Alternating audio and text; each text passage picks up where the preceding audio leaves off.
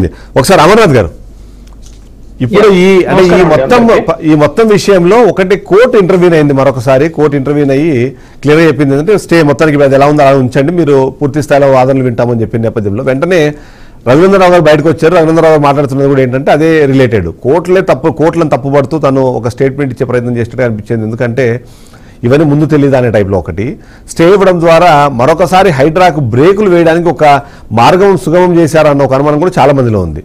మీరు ఎలా చూస్తారని మీ విశ్లేషణ ఏంటి? మొదటగా అందరికి నమస్కారం అండి. మీరు అన్న మాటలో కోర్టులను అది ఆయన అట్లా తప్పుపట్టలేదు. సుప్రీం కోర్టు యొక్క రూలింగ్ ను రిఫర్ చేస్తూ హైకోర్టు స్టేట్ లా ఇచ్చింది. ఒకవేళ ఆ స్టే ఇచ్చినట్టయితే 10 సంవత్సరాల నుంచి ఏ రిజిస్ట్రారు ఏ లాయరు అది టేబుల్ మీదకి రాకుండా చేశారనే దాన్ని అది కోర్టును చెప్పినట్టు కాదు, ఏ ఒక పర్టికులర్ వ్యక్తి ఆయన టార్గెటింగ్ గానే చెప్పారు క్లియర్ గా, ఆబ్జెక్టివ్ గా. వారు మొత్తం కోర్టు వ్యవస్థను అట్లా చేసినట్టు లేదు, ఎందుకంటే చాలా క్లియర్ గా ఆయన చెప్పడం జరిగింది. సుప్రీంకోర్టుని రిఫరెన్స్ తీసుకున్నారు వాళ్ళ రూలింగ్ నే.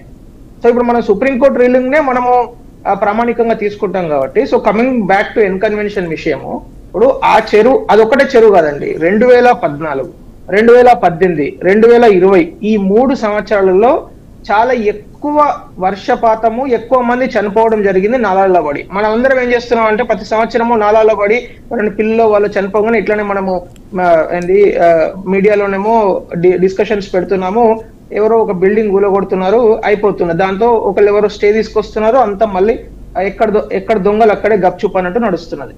సో ఈ 10 సంవత్సరాలలో నేను జస్ట్ రిమైండ్ చేస్తాను రామ్మూర్తి గారి కోసము, ఎందుకంటే బీఆర్ఎస్ ప్రభుత్వం ఏం చేసిందో కూడా మాట్లాడుకొని తర్వాత ఇప్పుడు మనం కాంగ్రెస్ బీఆర్ఎస్ ప్రభుత్వము అప్పుడు టీఆర్ఎస్ ప్రభుత్వము 2020లో ఒక టోల్ ఫ్రీ నెంబర్ కూడా రిలీజ్ చేసింది. మీకు జ్ఞాపకం ఉంటే ఒక రోజే దాదాపు 14 మంది 16 మంది సబ్జెక్టు కరెక్షన్ చనిపోయారు ఒకటే రోజు.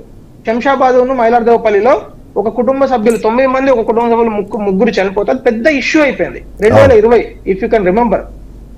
అయితే ఆ రోజు తర్వాత వెంటనే ఏం చేశారు, హుటాహుటిన ఒక పెద్ద మీటింగ్ వేసి కేబినెట్ సమావేశం పెట్టి ఒక టోల్ ఫ్రీ నెంబర్ రిలీజ్ చేశారు. ఆ టోల్ ఫ్రీ నెంబర్ రిలీజ్ చేసిన తర్వాత ఇంకా కథం అప్పటి నుంచి ఇప్పటి వరకు మళ్ళా దాని గురించి ఎవ్వరూ పట్టించుకోలేదండి. అన్ఫార్చునేట్లీ ఏంటంటే బెంగళూరు కావచ్చు, హైదరాబాద్ కావచ్చు, మొదటి నుంచి కూడా లేక్స్ ప్రొటెక్షన్ పైన ఒక పరిణితి చెందిన వ్యవస్థలు లేవు ఇక్కడ. ఇప్పుడు బెంగళూరులో కూడా మీరు చూసినట్టయితే పరిణితి చెందిన వ్యవస్థ కోసం వాళ్ళు కూడా చాలా సంవత్సరాల నుంచి స్ట్రగుల్ చేస్తున్నారు because of real estate mafia.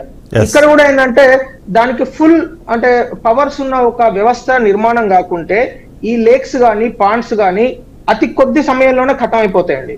ఎందుకంటే మనం 10 సంవత్సరాలలోనే ఇవాళ నేను ఒక ఆర్టికల్ చదువుతుంటే వాళ్ళు చాలా క్లియర్ గా గూగుల్ మ్యాప్స్ ని తీసుకొని కంపేర్ చేశారు ఒక్కొక్క చెరువు. గూగుల్ మ్యాప్స్ అది తప్పియదు కదా. 2014 కన్నా ముందు 2019 రిఫరెన్స్ నేను చెప్తున్నా, 5 సంవత్సరాలలో అసలు ఎన్ని వందల వేల ఎకరాలు ఎంక్రోచ్మెంట్ అయిందనేది వాళ్ళు కంపేర్ చేశారు. సో ఇప్పుడు జియో నెంబర్ 157 రఘునందనరావు గారు కూడా వారు చాలా క్లియర్ గా దాన్ని రిఫర్ చేశారు. GO number 157 super seeds everything. అంటే గవర్నమెంట్ ఆఫ్ తెలంగాణ ఒక జియో చెప్పిన దాని ప్రకారం. ఇన్కన్వెన్షన్ గురించి హరీష్ రావు మీరు కూడా రిఫర్ చేశారు, దాన్ని మళ్ళీ నేను రిపీట్ చేయను. ముఖ్యంగా ఇప్పుడు మనం అందరం ఆలోచించాల్సింది ఏంటంటే బియాండ్ పొలిటికల్ పార్టీస్. ఇప్పుడు ఒక పొలిటికల్ పార్టీ నుంచి ఏదో ఒక వర్షన్ వాళ్ళు తప్పు రైట్ అని చెప్పడం కంటే కూడా మనందరం కూడా ఒక ఏమంటారు దాన్ని ఒక శ్రద్ధతోని ఒక నిర్ణయం తీసుకోవాలి. ఏ నిర్ణయం అంటే ఇకపైన ఏ రియల్ ఎస్టేట్ వ్యాపారైనా ఎవరైనా సరే వచ్చి ఈ చెరువును కబ్జా చేస్తాను లేకుంటే ఈ FTL లో నేను పర్మిషన్ కావాలంటే ఏ పొలిటికల్ పార్టీ కూడా beyond the political parties we have to take a decision and ఒక తీర్మానం చేసుకొని ప్రవర్తించకుండా ఏమవుతుందంటే అతి కొద్ది సమయంలో అంటే 10-15 సంవత్సరాల్లోనే మనం చాలా దారుణాలు చూడాల్సిన అక్కర ఉంటుంది. ఇప్పుడు వయనాడ్ ఎగ్జాంపుల్, మీకు ఉత్తరాఖండ్ ఎగ్జాంపుల్, ఢిల్లీ క్యాపిటల్ సిటీలో ఢిల్లీ ముంబై అనేది మీరు మంచి రెఫరెన్స్ అది వాస్తవానికి కరెక్ట్. సో ఎందుకు ఇప్పుడు ముంబై మీకు ముంబైలో మామూలుగా మనము ట్రావెలింగ్ చేసేట వాళ్ళు ఎవరు ముంబై వెళ్ళినా కూడా ఇంత దారుణంగా ఎట్లా కబ్జాలు పెట్టిరని మనకే అనిపిస్తుంది. అక్కడ ఒక పెద్ద నేషనల్ పార్క్ నే కబ్జా పెట్టుకుంటూ వెళ్ళిపోయారు.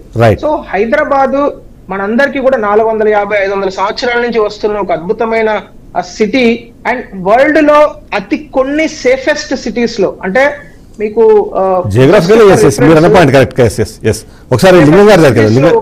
తెలంగాణ హైదరాబాద్ ను మనం ఉపయోగించుకోకుండా ఇట్లాంటి వాటర్ కన్జర్వేషన్ సరిగ్గా చేయకుంటే రానున్న తరాలకు మనం ఆలోచించుకోవాలని అనుకుంటున్నాం.